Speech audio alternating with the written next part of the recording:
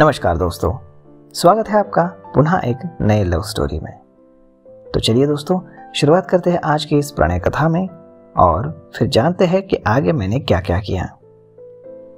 दोस्तों, मेरा नाम सनी है, मेरी दीदी का नाम शोभा है और मेरा सबसे प्यारा दोस्त, उसका नाम है करण। उसकी बड़ी बहन का नाम है शिखा। शिखा 20 साल की बहुत ही खूबसूरत लड़की है। उसकी फिगर 34, 36, 34 है। उसके लंबे बाल, 5 फीट की हाइट, गोरा रंग और उसकी मतवाली शरीर। चेहरा उसका श्रद्धा कपूर जैसा है। उसकी शादी हालांकि 18 साल में ही हो गई थी, लेकिन 6 महीने में ही उसके पति से उसका तलाक हो गया, क्योंकि वो शराबी और अय्याश आदमी था। नशे में शिखा की मारता था। तलाक के बाद वो अपने घर आके रहने लगी।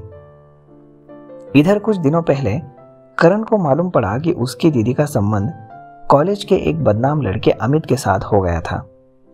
मैं भी करण के घर जाता रहता था और शिखा को दीदी बुलाता था। करण को परेशान देखकर मैंने उससे पूछा तो उसने मुझे सारी सच सच बात बता दी।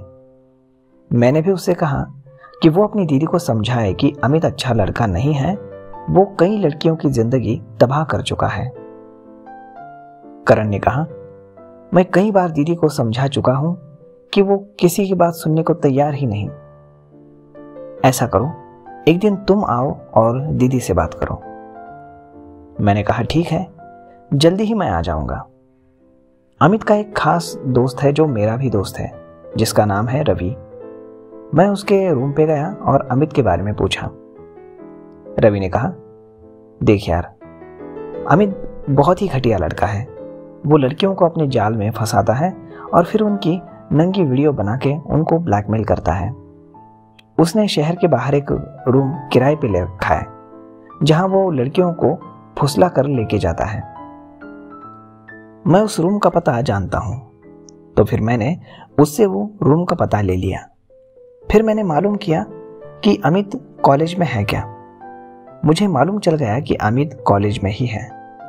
मेरे एक दोस्त की ताले की चाबी की दुकान है। मैंने उससे कुछ मास्टर चाबियां हासिल कर ली और शहर के बाहर अमित के रूम पे मैं चल दिया। जब मैं वहां पहुंचा तो वहां कोई नहीं था। वो इलाका एकदम सुनसान था और मैं अमित के रूम के सामने आके खड़ा हो गया। मास्टर चाबियों की मदद से मैंने उसके रूम का ताला तो खोल दिया। जब मैंने अंदर प्रवेश किया तो कुछ खास सामान नहीं था। एक टीवी था और एक बेड था। बेड काफी साफ सुथरा था। बेड के नीचे संदूक थी जिसमें ताला लगा था। जब मैंने संदूक को खोला तो उसमें कुछ सीडीज और कुछ मेमोरी कार्ड्स मिले। फिर मैंने उसे बंद कर दिया। मैं उसे लेकर रूम से बाहर चल ही दिया और रूम को बंद करके अपने घर आ गया। जब मैंने मेमोरी कार्ड चेक किया तो उसमें बहुत सारी XXX वाली वीडियोस थी, फिल्म्स थी और एक फाइल पे प्राइवेट करके लिखा था। जब मैंने उस फाइल को ओपन किया तो उसमें XXX वाले वीडियोस थे, जिसमें एक वीडियो करण की दीदी शिखा के भी था। उसमें तो पहले दोनों किसिंग करते हैं, उसके बाद में नंगे होके शिखा जो है वो पूरा अमित का पानी निकाल देती है।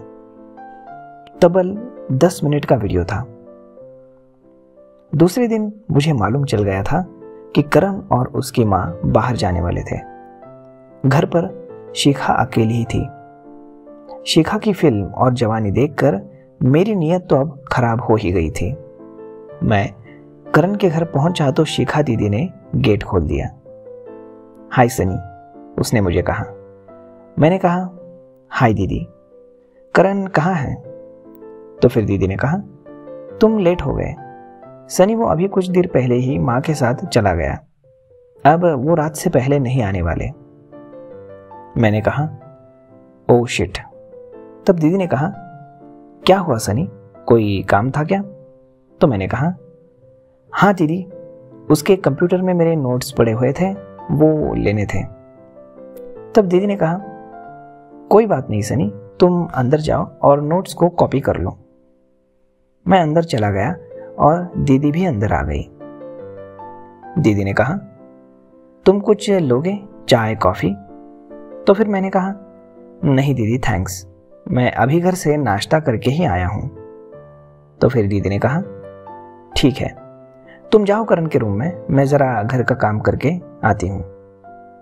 दीदी ने पंजाबी सूट पहना हुआ था जो काफी अच्छा लग रहा था, क्योंकि दीदी का जिस्म भी शोभा दीदी की तरह ही भरा हुआ था।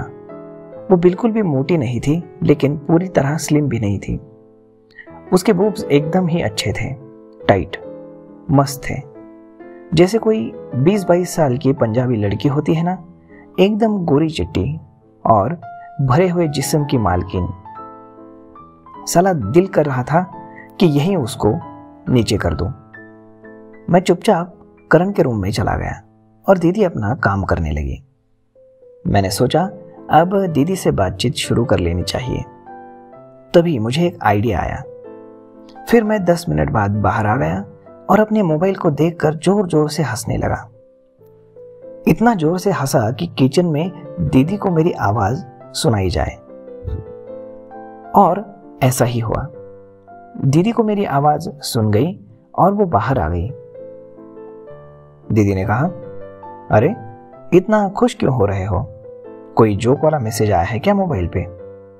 तो फिर मैंने कहा, जी दीदी, बहुत ही अच्छा मैसेज आया है। दीदी ने कहा, मुझे भी तो दिखाना जरा। मैंने कहा, नहीं ऐसे नहीं दीदी, आप अपने मोबाइल का ब्लूटूथ ऑन करो, मैं सेंड करता हूं, फिर आराम से देख लेना आप। फिर दीदी ने कहा कि अरे अपना मोबाइल तो दिखाओ। मैंने कहा, नहीं दीदी, अगर बाद में फिर आपको देखने का दिल किया तो आप अपने मोबाइल पे देख सकती हैं, इसीलिए मैंने ब्लूटूथ ऑन करने के लिए कहा। दीदी ने कहा, लगता है कुछ खासी है। मैंने कहा, हाँ दीदी, बहुत ही फनी वीडियो है, बहुत ही खास। दीदी ने कहा, ठीक है बाबा, करती हूं ऑन। फिर दीदी ने रूम में अपना मोबाइल लिया और ब्लूटूथ ऑन करके सामने टेबल पर रख दिया और मैंने भी ब्लूटूथ से फाइल सेंड करनी शुरू कर दी। फाइल सेंड हो रही थी और मैं दीदी को देख के खुश हो रहा था। दीदी भी मेरी मुस्कान को देखकर हल्की हल्की खुश हो रही थी। तभी बीप की आवाज हुई और फाइल पूरी तरह से सेंड हो गई। मैंने अपना मोबाइल उठा लिया और दीदी ने अपना मोबाइल उठाकर फाइल को देखना शुरू किया और एक ही पल में उसके हाथ से मोबाइल वापस टेबल पे गिर गया। लेकिन वीडियो बंद नहीं हुआ था और दीदी की आंखें फटी की फटी रह गई वो ये वीडियो देख के। उसका और अमित का उसमें कार्यक्रम चल रहा था। मैंने कहा, क्यों दीदी, अच्छी लगी वीडियो? तो दीदी ने गुस्से से मेरी तरफ देखा। कहां से मिला है तुझे वीडियो? तू कुत्ता मेरा और अमित का पीछा करता है क्या? मैं तेरा सर फोड़ दूंगी हरामजादे। तो फिर मैंने कहा, अरे दीदी, इतनी गालियां मत दो, वरना वीडियो सारे कॉलेज में बांट दूंगा और सबसे पहले दूंगा आपके भाई को।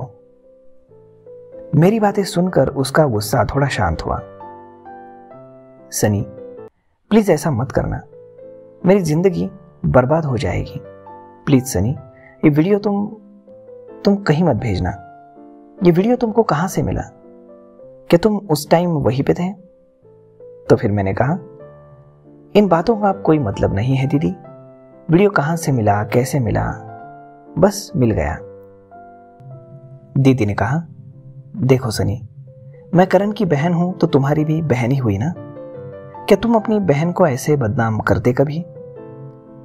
मैं जानबूझकर नाटक करते हुए बोला, मेरी बहन ऐसा कोई काम करती ही नहीं कभी, और अगर करती तो मैं उसकी जान ले लेता। वो मेरी बात सुनकर थोड़ा डर गई और रोने लगी। सनी प्लीज, मेरे से गलती हो गई, तुम किसी को मत बताना प्लीज, वरना मेरे घर वाले मुझे मार देंगे। तुम जो कहोगे मैं करने के लिए तैयार हूं, प्लीज सनी।